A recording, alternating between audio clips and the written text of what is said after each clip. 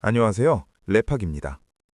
여기 텅 빈 냉장고 앞에 놓인 샤넬 가방이 있습니다. 그리고 비좁은 고시원에서 최고급 위스키를 마시는 청년이 있죠. 무언가 잘못됐다고 느껴지시나요? 아니면 남일 같지 않으신가요? 최근 경제학자와 심리학자들은 이 모순적인 소비 패턴에 둠 스펜딩, 즉 파멸적 소비라는 이름을 붙였습니다. 미래에 대한 희망이 사라질수록 현재의 쾌락에 탐닉한다는 이 이론은 2024년 현재 전 세계 젊은 층을 강타하고 있습니다. 도대체 우리의 뇌와 지갑 사이에서 무슨 일이 벌어지고 있는 걸까요? 우선 계산기를 한번 두드려보죠. 과거 우리 부모님 세대에게 절약은 내 집 마련으로 가는 확실한 티켓이었습니다. 고통에는 끝이 있었고 보상은 명확했죠. 하지만 지금은 어떤가요? 물가 상승률을 따라가지 못하는 임금, 천정부지로 솟은 집값. 우리가 마주한 건 노력하면 된다는 희망의 사다리가 아니라 노력해도 안 된다는 거대한 벽입니다. 경제학적으로 볼 때 목표 달성 가능성이 0에 수렴하면 인간은 장기적인 계획을 포기합니다. 어차피 평생 모아도 집을 못 산다면 지금 당장 내 손에 쥘 수 있는 50만 원짜리 지갑이 더 합리적인 선택으로 느껴지는 것이죠. 이것이 바로 둠 스펜딩의 첫 번째 트리거, 목표의 상실입니다. 심리학자 마틴 셀리그먼은 잔인하지만 중요한 사실을 발견했습니다. 고통 그 자체보다 무서운 건 그 고통을 통제할 수 없다는 믿음입니다.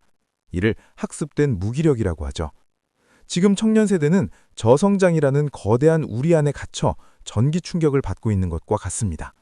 이 무기력한 상황에서 카드 결제는 유일하게 우리에게 전능함을 부여합니다.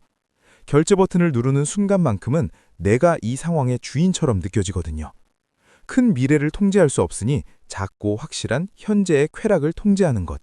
이것은 어쩌면 무너져가는 자존감을 지키려는 처절한 생존 본능일지도 모릅니다. 경제학 교과서에 나오는 립스틱 효과를 기억하시나요? 불황일수록 립스틱 같은 저가 사치품이 잘 팔린다는 이론이죠. 하지만 2020년대의 둠 스펜딩은 스케일이 다릅니다. 립스틱이 아니라 30만 원짜리 리치 향수가, 편의점 커피가 아니라 10만 원짜리 호텔 빙수가 불티나게 팔립니다. 한국 사회에서는 이를 시발 비용이라고 부르기도 하죠. 욕설이 나올 정도로 스트레스 받는 상황을 돈으로 무마한다는 뜻입니다. 재미있는 건 이 소비의 규모가 커질수록 미래에 대한 불안은 해소되는 게 아니라 오히려 증폭된다는 점입니다.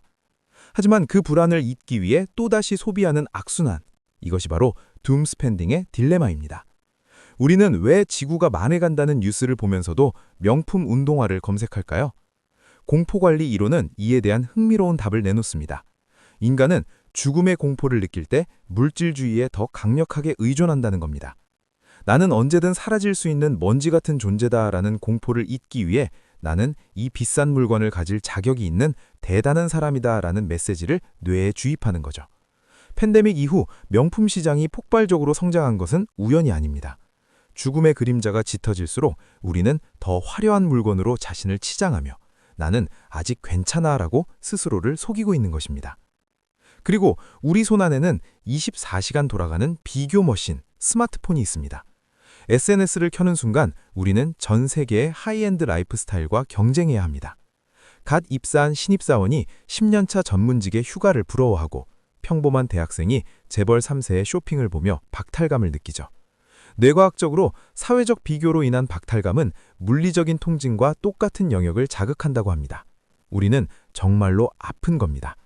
그리고 이 통증을 가라앉히는 가장 강력한 진통제는 도파민입니다. 택배 상자를 뜯는 그 순간 뿜어져 나오는 도파민이 잠시나마 이 비교의 고통을 잊게 해주니까요. 그런데 잠깐, 돈이 없는데 어떻게 이렇게 많이 쓸까요? 여기서 등장하는 것이 바로 빈흉의 마법, 아니 빈흉의 함정입니다. BNPL, 지금 사고 나중에 내세요.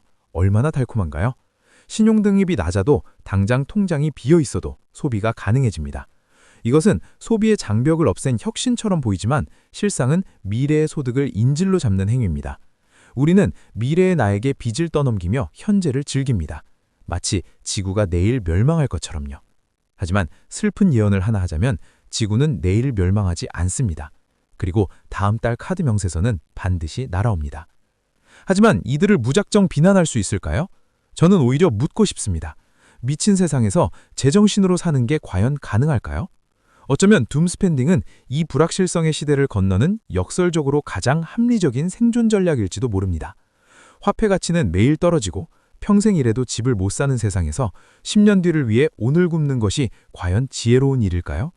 차라리 오늘의 맛있는 식사가, 오늘의 여행이 내 영혼을 지탱하는 확실한 연료가 된다면 말이죠. 기성세대의 잣대로는 낭비지만 이들에게는 무너져가는 멘탈을 부여잡기 위한 치도비일 수도 있다는 겁니다. 결국 둠스펜딩은 우리 시대의 비명소리입니다. 미래가 보이지 않는다는 절규를 카드 긁는 소리로 대신하고 있는 것이죠.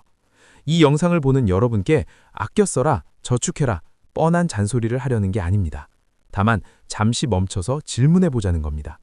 지금 이 결제가 나의 불안을 잠재우기 위한 마취제인지 아니면 정말 나를 행복하게 하는 영양제인지.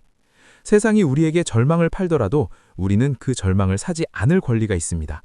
소비로 나를 증명하지 않아도 여러분은 이미 충분히 살아낼 가치가 있는 존재니까요.